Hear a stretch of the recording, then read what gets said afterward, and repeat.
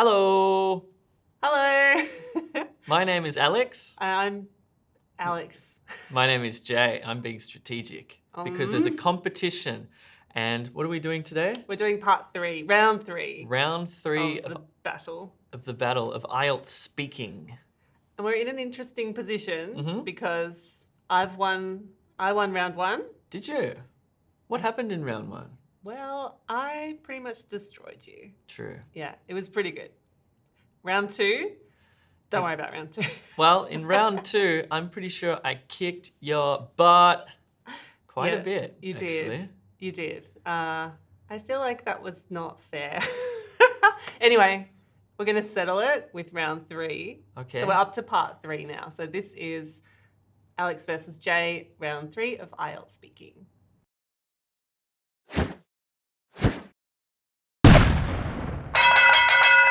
Fight! Okay, so in part 3 of IELTS speaking, what happens? I've forgotten. So after you do part 2, last time I think you talked about a company. That's right. And I talked about a team.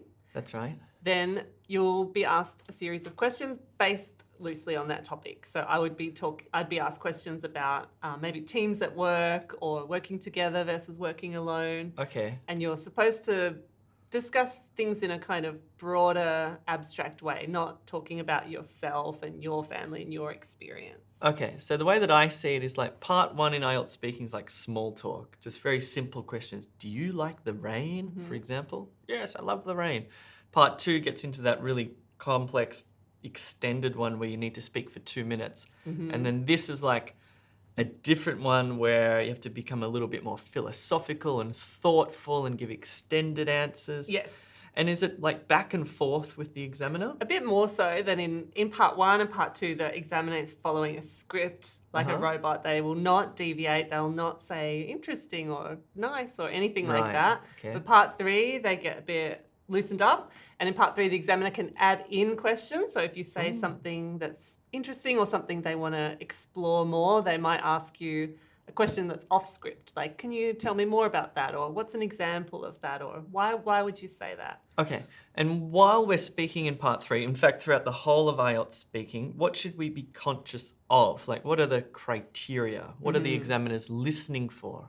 Yes, well, you should always, same thing with writing, deliver your writing with the criteria in mind. So you do need to get across what's expected of you. There are 4 criteria. Criterions. Criterias? Fluency and coherence. Can you remember them? Grammar is definitely one of them, but it's not just grammatical accuracy, it's also grammatical range. So that's one. Vocabulary range and also vocabulary accuracy as well. So that's 2. Is there one for like coherence? Yeah, fluency and coherence. Fluency and coherence. And one more. I can't remember. Pronunciation. Oh yeah, of course. Speaking. And the other thing to keep in mind, and as you prepare, is using a method, particularly if you're kind of new and you're not really sure how to answer some of these questions. And some of the questions are pretty weird. The examiner might ask you an impossible question. They're not trying to trick you. They're just, if you're a high-level candidate, they'll push you. You remember in your test, when I did my test, they push you to take your ideas further and further. Yeah.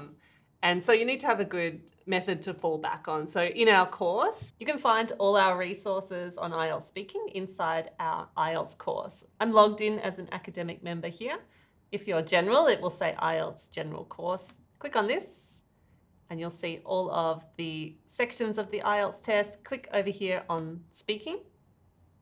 This is what we're doing today, part 3. When you click on this, you'll see there's an overview video, a method video, samples here, a quiz, and some practice for you to do and record yourself as well.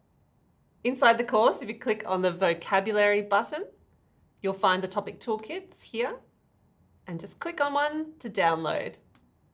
Each topic toolkit has essay topics based on the theme of the toolkit, speaking questions, part 1, 2, and 3, clickable resources for reading, listening, and videos, a full sample essay, and a bunch of vocabulary on that topic. Okay, so let's cut to the chase and get on with the battle for part 3. So how are we going to do this? Okay, so we're going to use a PDF, a downloadable PDF. You can find it in the link below on our nice. blog, which has 20 topics, 20 IELTS topics with part 1 and part 3 questions. So we've both got that on our phone. I emailed it to you. Thank you. And we're going to spin the wheel like we did in part 1. Okay. And we're going to land on the topic and I'm going to ask you those questions. In the real test, the part 3 will take 4 to 5 minutes, but we won't watch the clock today. We'll just see. All right. See what you got. Cool. All right. Who's going to go first? What does that mean? I think I win. So you're going to speak first or ask a question I'm going to first? ask you questions All right, first. fine. Okay. So here's the wheel. I'm going to click start and you say stop. Oh, okay. Stop. Oh, Art. yes. Okay. Oh, God. Okay, let's see what happens. I got a good feeling about this. Have you? Good luck. Thank you. All right. So, Jay, let's talk about creativity. Okay. Do you think creativity can be learned or is it a natural talent? Well, that's a really interesting question. I think sometimes people go to university to study things like creative arts, for example. And to be honest, I think there can be some way that you can learn how to be creative, but ultimately I think creativity is something that you're sort of born with. I think creative people are typically quite strange, like they're a little bit odd or eccentric. They're not typical people in society. They obviously think very differently. And because they think differently, they're able to apply that to things that people would otherwise not see as being able to be creative with. What do you mean by strange? Oh, okay. So if you think about like the most creative people throughout history, they've always had sort of odd personalities. So as I mentioned, they'd be sort of eccentric. And what I mean by that is that they would have sort of abnormal philosophical views about the world, or certainly abnormal behaviors. Mm-hmm. How can parents help develop their child's creativity? I think it's a really good practice for parents to give their children artistic pursuits. My sister, who has 2 kids, for example, lets her children play with crayons and draw lots of pictures. So art is a really good way. But I also think just reading to them, giving them a large vocabulary, just education in general will really spark their creativity. Mm-hmm. How important is creativity in the workforce? I think a subsection of the workforce needs to be creative because they need to drive innovation and develop new products, etc. But you don't want everyone to be creative in the workforce because some people just need to follow what the creative people do. If everyone were like Steve Jobs, then nobody would actually develop the computer systems. They would all just be visionary. Mm-hmm. Are there any drawbacks to being very creative? Well, interestingly, I remember reading somewhere about poets suffering from depression as an interesting medical thing.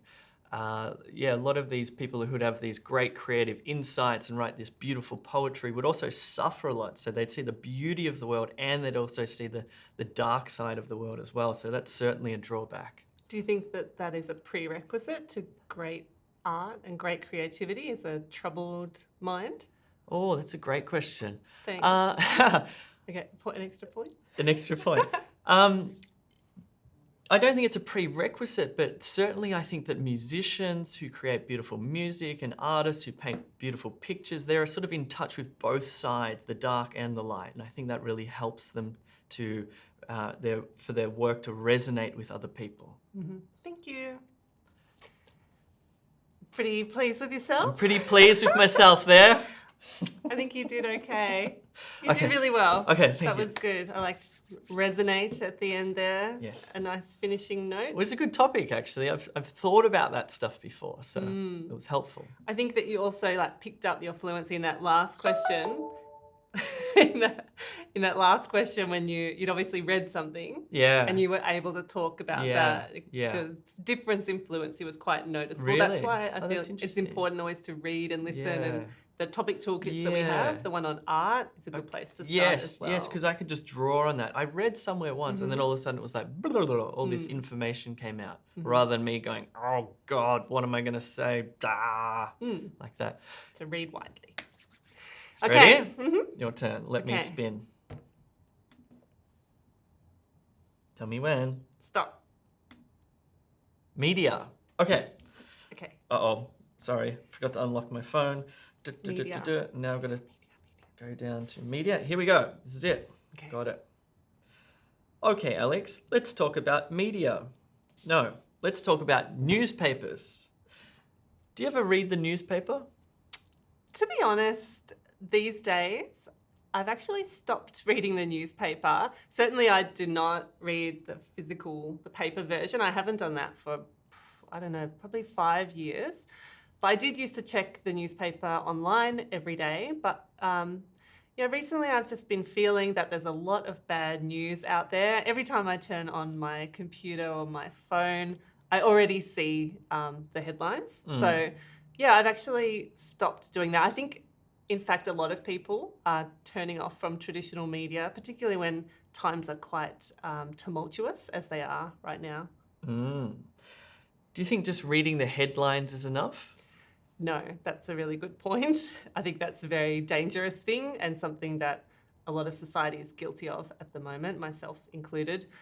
Just reading the headlines, of course, that tends to be clickbait. The editors, the newspaper conglomerates just want you to click on it.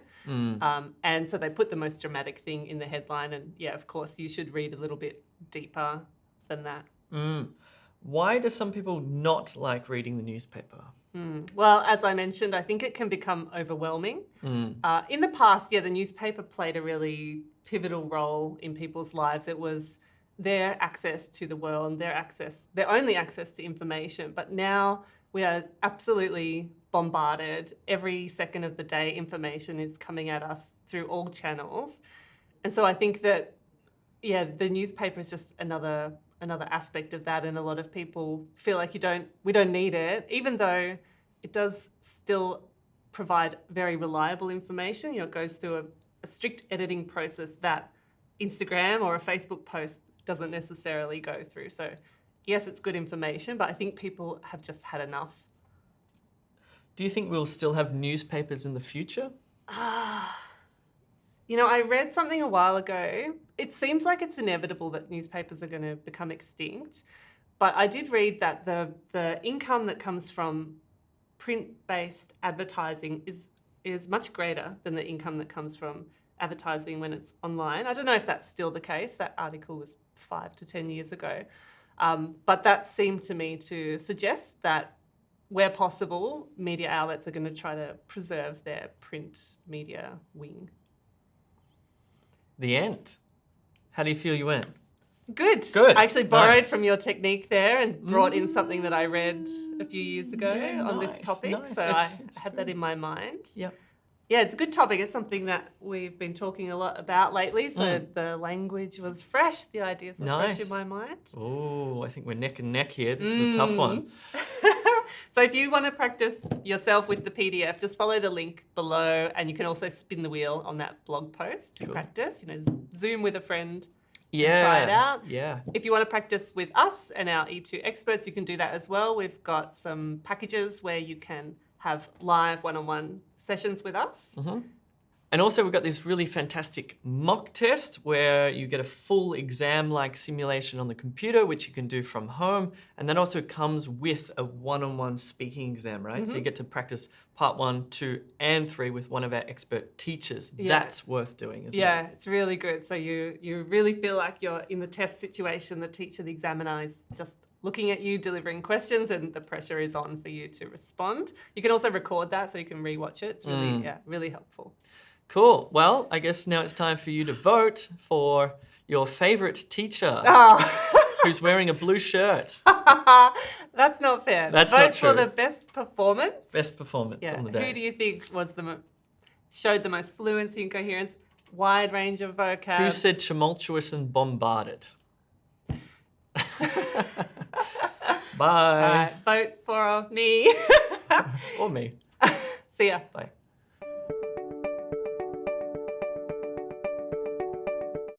hero wins.